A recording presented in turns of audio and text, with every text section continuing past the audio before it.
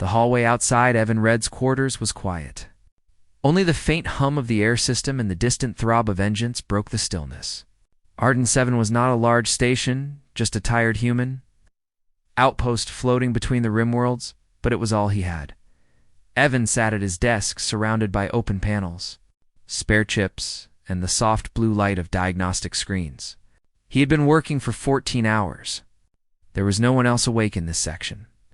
The crew of Arden 7 trusted him to keep the life support running, even when the command deck slept. He rubbed his eyes. The displays blurred for a second, then cleared again. The readings looked fine. Still, something about the power signature of the East generator bothered him. It pulsed a little too fast, like a heartbeat that had lost its rhythm. He reached for a tool when the lights flickered. Just once, then again longer this time. Every screen froze. Evan frowned and checked the main conduit. No surge, no fault, no error code. The station simply... Even the hum of the engines dropped away. He felt a strange pressure in his ears, like the air itself had thickened. Then, out of the corner of his eye, he saw the metal door of his room shimmer. It didn't open.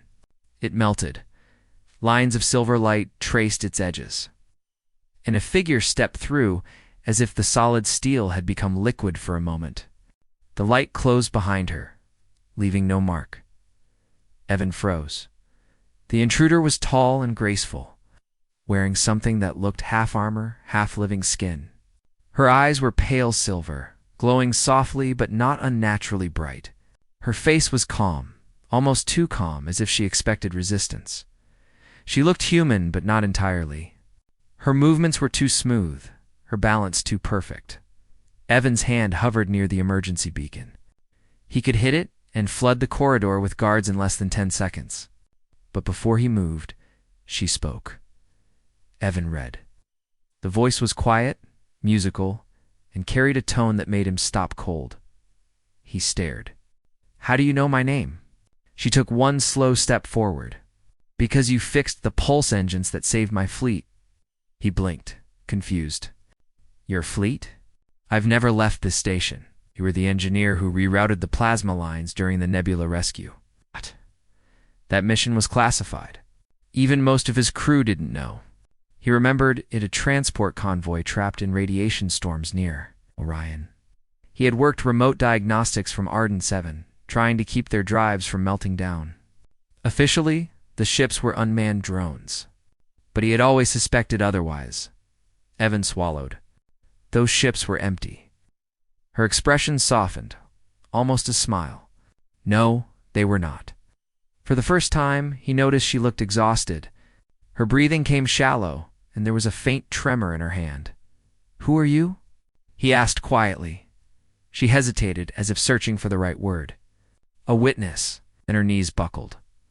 Evan darted forward before she hit the ground. She was lighter than he expected, and her skin felt cool, like smooth metal warmed by sunlight. He laid her gently on the floor. The station lights came back at that moment. The hum of engines returned. On his monitor, the system clock jumped ahead by 20 seconds, as if that short pause had been erased from time itself. Evan's heart pounded. He had to make a choice fast. If security found her, they would treat her like a threat. He looked at her face. She didn't seem like an invader, more like someone running from something worse. He lifted her carefully and carried her to the medbed in the corner. The scanner flickered uncertainly, unable to match her biology to anything in the database. Her pulse was strange, slow, but steady, 2 beats for every breath. When he tried to start a deeper scan, the screen filled with static. A soft voice stopped him. Don't. Her eyes were open again. She looked directly at him. Evan stepped back a little. You're awake, she nodded weakly. The scanners hurt. Different frequencies. I need to check if you're stable. I will recover. I only need rest. He hesitated. You came through a solid door. You froze every system in this sector. That's not normal. Her gaze didn't waver. I didn't come to harm you. Then why are you here? Because humans are forgetting. Vaughn frowned. Forgetting what? The reason your kind first reached the stars? She looked around the room, at the scattered tools and the half-built circuit boards. You build, you repair, you create. That is who you are. But your command speaks only of control and weapons now. Evan didn't know how to answer. Her words felt heavy, not like propaganda, but like grief. He sat on the stool beside her. Who are you really? She studied him for a long moment. Then she said, My name is Liara, repeated it softly. Liara. Yes, I am from the Orcs Vein colony near the Orion Nebula. Evan's mind raced. That colony was supposed to have been destroyed 30 years ago. The official record said no survivors. That's impossible. The radiation storms wiped everything out. Her eyes shimmered faintly. We hid. We rebuilt beneath the storms. But our shields are failing now. I came here because you understand engines the way no one else does. You can help. He stared at her. You crossed half the sector to find me? Yes, but I could not pass your military border openly. They would have shot me down. Yvonne exhaled slowly. You could have sent a message. You tried? Your command erased our signals. They want the universe to believe we are gone. He leaned back, his mind spinning. If what she said was true, then the Nebula War had never truly ended, had just been buried under silence. He looked at her again. Why me? Because you fixed those ships when everyone else wanted to destroy them. You saved lives you didn't even know existed. I remembered your name. Her voice trembled slightly. For the first time, he saw something fragile behind her calm fear, maybe, or exhaustion. Before he could speak, the intercom crackled. Engineering report. We detected an energy spike in your section. Everything stable?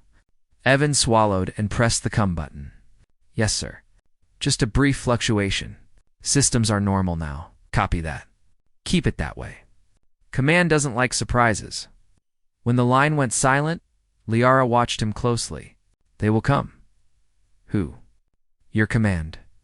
They felt the anomaly when I arrived. They will search. Evan rubbed his forehead. You're telling me you teleported through a door, froze my systems, and now I have to hide you from military command? Yes. He almost laughed in disbelief. You know that sounds insane? Her expression remained calm. Perhaps, but it's the truth. He sighed and looked at the ceiling. All right, then we hide you. He found an old thermal blanket and wrapped it around her shoulders. She tried to protest, but her voice faltered. Her energy was fading again. Evan adjusted the medbed controls manually, switching to basic oxygen flow. Rest. I'll figure something out. Before closing her eyes, she whispered, Thank you, human. He frowned slightly. My name's Evan, I know. She drifted into sleep. For a long time, Evan sat beside the bed, listening to the steady rhythm of her breathing and the quiet hum of the station around them. He should have reported her. That was protocol. But protocol had never saved anyone. It only protected those already safe. He looked at her again. In the soft light, she didn't look alien at all, just different, tired. Lost. He thought about the convoy he had saved years ago, how Command had classified everything. Now he knew why. When he finally stood up, he locked the door and dimmed the lights. The base sensors would show nothing unusual for now.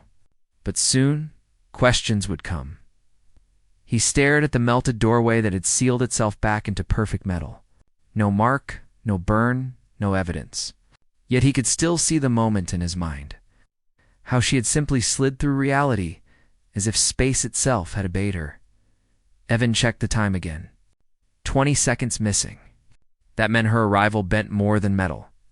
It had twisted time itself. He sat back down, heart heavy with questions. Who was Liara truly? What did she mean about humans forgetting? And what would happen if Command found out she was here? He didn't have answers yet. Only the quiet certainty that his life on Arden 7 had just changed forever. Outside his small viewport, stars glowed faintly against the black. Somewhere beyond them, in the heart of the Orion Nebula, an entire hidden world waited on. Now its fate somehow rested in the hands of one tired engineer. Evan exhaled and whispered to himself, What have I done? The lights flickered again, softer this time, like a heartbeat in the walls, and from the medbed. The sleeping alien murmured his name once more, clear, gentle, and human. The second thing was that Liara was gone. He sat up fast, heart thudding. The blanket lay folded neatly on the medbed, and the door still looked solid metal. No sign of melting this time. For a second he thought maybe he had dreamed her. Then he saw the faint outline of footprints on the metal floor bare light, and edged with a thin trace of blue dust that shimmered like frost. He checked the corridor camera, but the feed was static again. "She's real," he whispered. The console blinked. Power readings on Deck C had dropped. Suddenly someone was drawing energy off the grid. Evan pulled on his jacket and grabbed a toolkit. Whatever she was doing, if Command saw it, alarms would trigger. He ran quietly through the service tunnel. Guided by the thin blue light flickering along the walls like a trail, he found her in the maintenance bay, kneeling beside a power conduit with her hands pressed to the metal. The conduit hummed softly, its surface glowing the same color as her eyes. "What are you doing?" he asked, trying not to startle her. She looked up calmly. "Balancing your systems. They were drifting out of sync. Can't just tap into station power. If they detect a drain, they already have." She stood slowly. "You have less than 4 minutes before Command arrives." Evan stared. "What did you do?" "I sent a signal. A message to my people to tell them I'm alive." He felt a surge of panic. "Command tracks all outgoing signals. They'll trace it, I know. That's why we must leave." Yvonne blinked. "Leave? As in escape? You think I can just walk out of a restricted station with an unidentified alien?" Liara didn't smile, but her tone softened. "I think you can do anything if you decide it." He wanted to argue, to tell her this was impossible. But the alarm sirens started before he could open his mouth. The bay lights turned red. Security lockdown engaged. Liara met his eyes. "They're coming." "Can we hide?" he said quickly. He grabbed her arm, pulled her behind the coolant tanks, and activated the maintenance override. A hidden hatch opened into a narrow crawlway. "Inside," he whispered. They crawled through darkness while the sound of heavy boots echoed behind them. Evan's mind raced. He had broken so many rules already, lying to Command, harboring a non-human, hiding evidence. Now he was actively running. For her, the crawlway led to the reactor control level, his home turf. He sealed the hatch behind them. Through the vent slits, he saw security teams sweep the corridors with scanners. Liara crouched beside him. "You risk much for me," he exhaled slowly. "I don't even know why yet, 'cause your heart remembers what your mind forgot," she said softly. "Humans once helped without asking what they would gain." Stared at her. "You talk like you've known us for centuries." "We watched you," she replied. "From the nebula. From silence. You changed so quickly after the war. The fire that built worlds became the fire that burned them." Evan didn't know what to say. Her words weren't angry, just sad. They slipped into the auxiliary reactor chamber, where the noise of turbines covered their movements. Liara examined the humming coils. "This technology is crude," she murmured, "but strong. You build with faith more than precision." He gave a tired smile. "That's one way to say it. Keep the heart alive," she added. Evan noticed her fingers trembling slightly. "You're still weak." "Radiation sickness," she admitted. "The storms near Orion are worse now. I used most of my strength getting here." He opened a panel and handed her a small capsule. "Nutrient gel. Human formula, but it might help." She took it carefully, as if it were a precious gift. "You share what little you have." "That is why we came to you." Evan leaned against the wall. "You said your people are hiding. How many?" "A few thousand left. We live inside the Vala magnetic field, inside the nebula that hides our energy from your sensors. But the field is dying. Our shield cores are burning out. We need your reactor patterns to rebuild them." "So you came for technical help," he said slowly. "More than that. We came for trust." Her eyes met his. "We cannot survive alone anymore." Evan rubbed the back of his neck. "If Command finds out, they'll never allow me to help you. They'll see it as a threat. Then you must not tell them." He gave a short laugh. "You're asking me to commit treason? I'm asking you to remember mercy." Those words hit him harder than he expected. He looked at her again, tired, fragile, and still holding herself with quiet dignity. Something inside him shifted. She wasn't just another alien refugee. She was a voice from a buried truth humanity had chosen to forget. A metallic clang echoed down the corridor. Security was cutting through the door. Evan's pulse spiked. "We're out of time." Liara stepped forward. "I can slow them, but it will hurt me." "No." He grabbed her wrist. "You don't have to. I must. If they capture me, they will dissect my mind." Without waiting for approval, she closed her eyes. A wave of static rippled through the air, and the metal door froze in place mid-cut, glowing white-hot. Sparks turned to frost. The guards on the other side shouted, their voices muffled. Liara staggered, nearly collapsing. Evan caught her. "That's enough." She shook her head weakly. "Go." To the hangar. He lifted her arm over his shoulder. "You're not walking. Come on." They moved through service tunnels toward the hangar deck. Each step felt heavier. Lyra's breathing grew faint. The station shook. One's command must have tried to reboot power after her interference. Evan knew the blackout he caused earlier would be blamed on him now. When they reached the hangar access gate, he keyed in a bypass code only engineers used. The inner door slid open, revealing rows of small cargo shuttles. Liara stopped. "I can't fly your ships. You won't have to," he said, dropping into the pilot seat of a maintenance pod. "I'll get you out." She hesitated, then climbed in beside him. The pod was cramped. Her shoulder brushed his. The contact felt strange, not human warmth, but something cooler, steady, almost like energy itself. He sealed the hatch. "We'll have about 30 seconds before they notice this craft moving." Liara nodded. "I'll shield us for that long." Evan powered the engines. The pod lifted, rattling, as it detached from the dock. Through the viewport, the hangar lights flashed red. They shot through the containment field and into the black void of space. For a few seconds, everything was silent. The station shrank behind them, a ring of light against the stars. Evan let out a breath he didn't know he was holding. "We made it." "Not yet," Liara whispered. "They will send pursuit drones." As if on cue, radar pings filled the display, 3 blips closing fast. Evan gritted his teeth. "Hold on." He diverted power from life support to thrusters, skimming close to a debris field. The pod jolted violently. Liara pressed a hand against the wall. Faint blue light rippled through the hole, strengthening the shield. "What are you doing?" he asked, helping. "My energy can reinforce your barrier for a short time." "That's impossible." She smiled faintly. "Not impossible, just forgotten." The drones fired. Bolts of plasma streaked past, some grazing the shield and scattering sparks across the cockpit glass. The whole pod shook, alarms screaming. Evan fought the controls, weaving between broken satellite fragments. Lyra's glow dimmed with every impact. "I cannot hold much longer." Evan's eyes darted across the nav screen. "We need cover. Wait, there is a magnetic storm near the moon's dark side.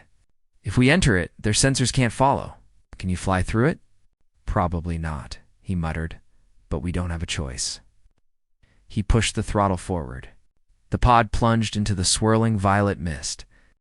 Lightning crackled through space like living veins. The instruments went haywire. Lyra's hands gripped the console. "Human ships cannot survive this." "Then help me make it," he shouted. She closed her eyes again, focusing. The storm's light bent around them, forming a cocoon of soft silver. For a heartbeat, Evan saw the energy shape itself like wings around the pod. Then, silence. The sensors cleared. The drones were gone. He slowed the craft and turned to her. She was slumped against the seat, barely conscious. "Liara, stay with me." Lips moved faintly. "You are reckless. And you're heavy for someone made of light?" He tried to joke, but his voice shook. She smiled weakly. "You saved me again." He looked out at the swirling clouds. "Where now?" "To the edge of the nebula," she whispered. "There is a relay beacon. If I can reach it, my people will know where to find us." Evan set a course. For a while, neither spoke. Only the hum of the engines filled the silence. Finally, he said, "You called yourself a witness." "What did you mean?" Lyra's gaze drifted to the stars.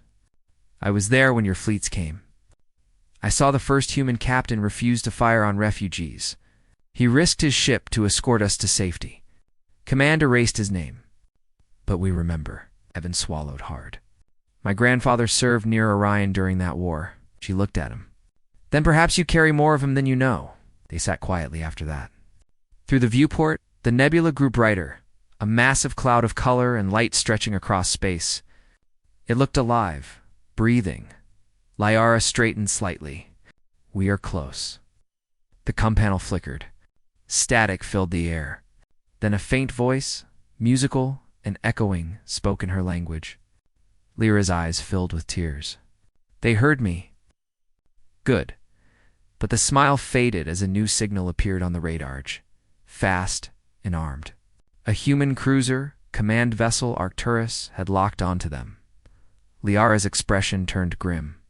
They came quicker than expected. Evan clenched the controls. If they see you, it's over. I will hide. No, he said, I'll talk to them. Can't.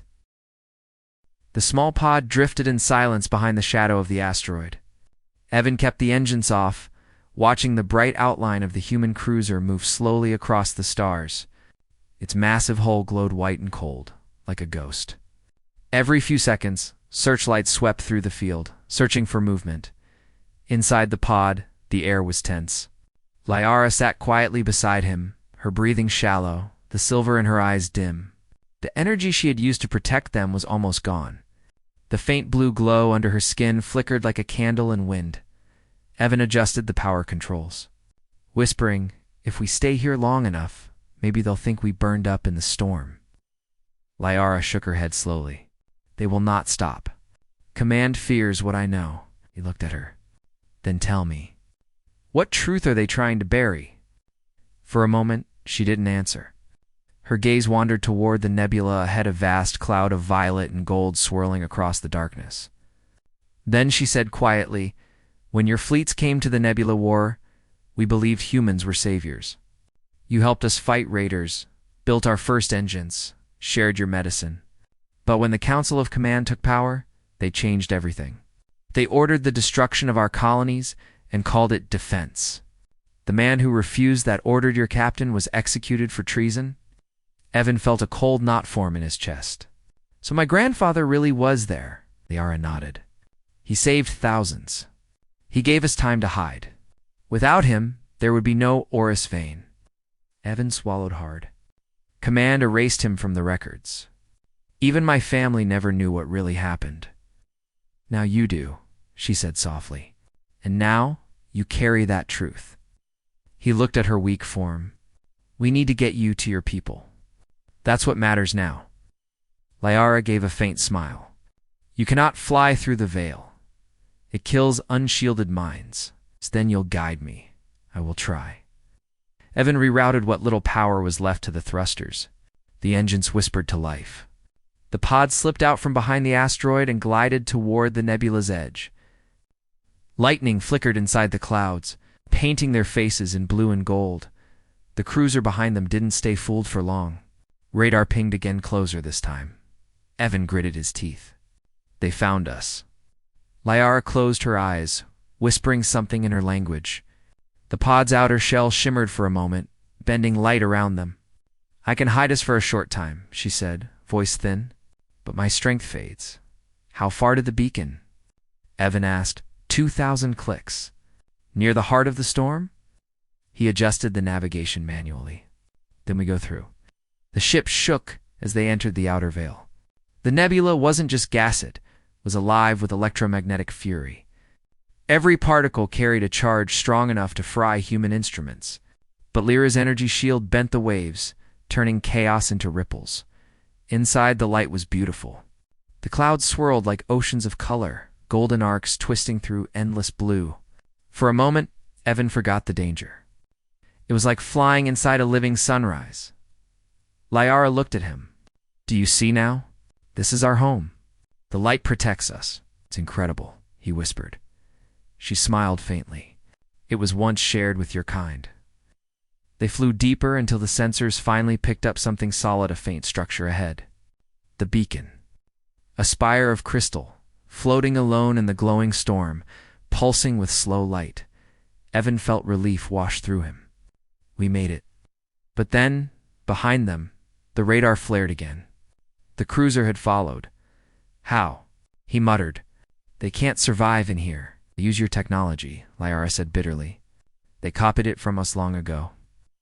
The cruiser's voice came through the cum, sharp and cold. Engineer read, "Surrender your vessel immediately. You are harboring an enemy of the United Systems. Comply or be destroyed." Evan looked at Liara. "If they hit us, this pod will break apart." She nodded slowly. "You must release me." "What?" She touched the glowing crystal pendant around her neck and removed it. The light inside pulsed faster. "This is a memory core.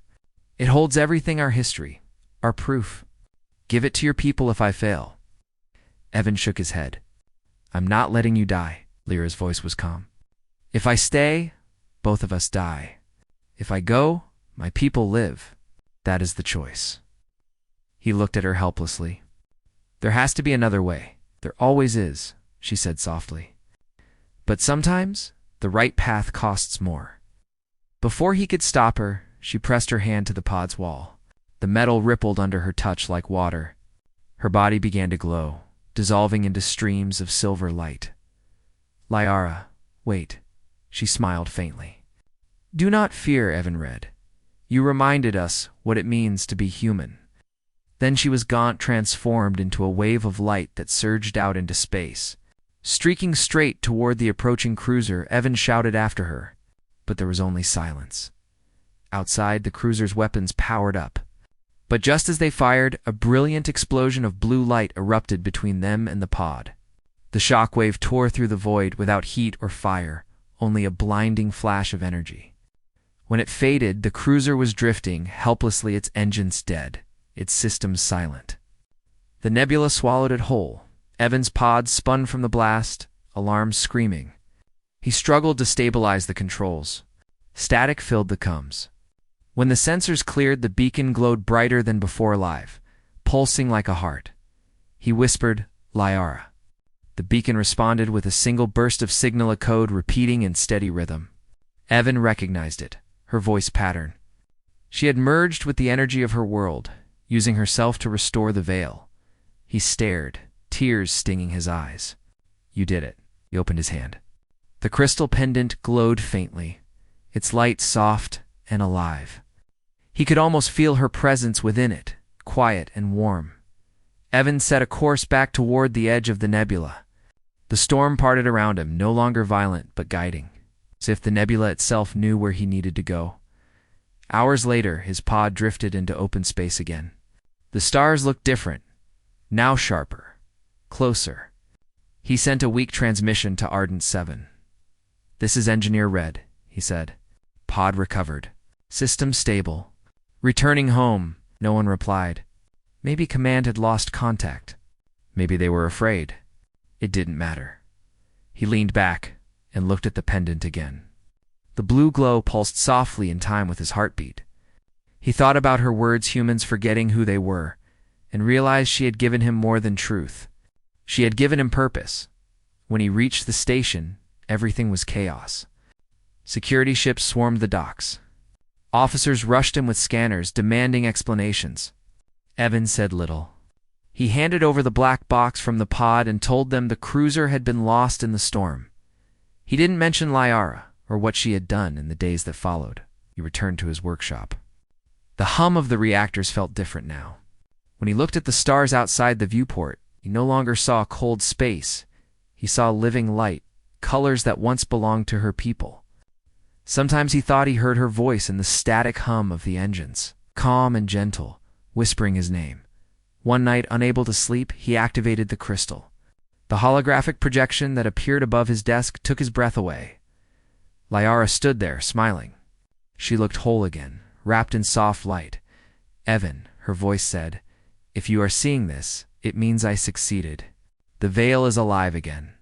My people are safe. But your world must remember what it once stood for. You were not meant to conquer, you were meant to create. Tell them." The image flickered. "Do not mourn me. I am part of the stars now. You showed me courage when all I knew was fear. For that, I leave you this light." The hologram faded, leaving only the crystal's glow. Evan sat in silence, the weight of her words pressing on him. He thought about command about lies buried under reports and empty victories. He could expose them now. The crystal held proof. But he also knew what Liara had truly asked, not revenge, but remembrance. He began to record a message. "This is Engineer Evan Red. Station Arden 7. This file contains historical data from the Nebula War. Evidence of the Orcs Vein survivors and the actions of Captain Jonathan Red. Humanity must remember. Not to glorify war, but to honor mercy." He uploaded the file into the open communication channel and sent it across every colony frequency. The truth was free now. When the transmission ended, he looked once more at the stars. The nebula shimmered faintly in the distance, like a curtain of light breathing against the dark. Somewhere inside it, he imagined Liara watching alive in another form. He whispered, "You left nothing hidden," for the first time in years. Evan felt peace. He turned off the lights in his workshop and let the crystal's glow fill the room. It wasn't bright. It was gentle, warm, human, alive, outside. In the endless black of space, a new signal pulsed from the heart of the nebula. It carried across the galaxies a song of memory, hope, in unity, and in every listening station that caught its echo. Humans paused for a moment, wondering why the sound felt familiar, like something ancient inside them had just awakened.